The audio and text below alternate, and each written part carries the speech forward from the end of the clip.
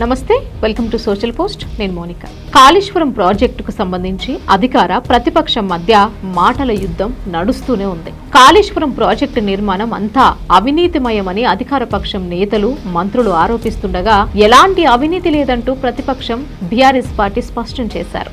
ఈ క్రమంలో ఒకరిపై ఒకరు మాటల బాణాలు దూసుకుంటూనే ఉన్నారు. తాజాగా మాజీ మంత్రి ఎమ్మెల్యే హరీష్ రావు మరోసారి కాళేశ్వరం ప్రాజెక్టుకు సంబంధించి ఎక్స్ వేదికగా స్పందిస్తూ కాంగ్రెస్ ప్రభుత్వంపై సెటైరికల్ కామెంట్లు చేశారు. హరీష్ రావు ట్వీట్ లో ఏముందంటే, మేడిగడ్డ టు మల్లన్న సాగర్ మొత్తం ప్రాజెక్టు ఖర్చు 84,000 కోట్లయితే జస్ట్ తుమ్మిడిహెట్టి టు ఎల్లంపల్లికి 35,000 కోట్లట. కాళేశ్వరం పథకంతో 37 లక్షల ఎకరాల ఆయకట్టకు నీళ్లివ్వాలనేది లక్ష్యమైతే ప్రాణహిత చేవెళ్ల ప్రాజెక్టుతో కేవలం 4.47 లక్షల ఎకరాలకే సాగునీరట. కాళేశ్వరంలో నీటి వినియోగం 240 టీఎంసీ అయితే ప్రాణహిత చేవెళ్లలో 80 టీఎంసీ మాత్రమేనట. కాళేశ్వరం ప్రాజెక్టుతో పోల్చితే 3వ వంతు ఖర్చు చేస్తూ 10వ వంతు ఎకరాకు కూడా నీళ్లివ్వరట. 35,000 కోట్లు ఖర్చు చేసి కేవలం 4.47 లక్షల ఎకరాకు సాగునీరివ్వాలనే ఆలోచన అద్భుతం, అమోఘం. కాంగ్రెస్ పార్టీ ఇంజనీరింగ్ నైపుణ్యానికి ఇదో మరో నిదర్శనం.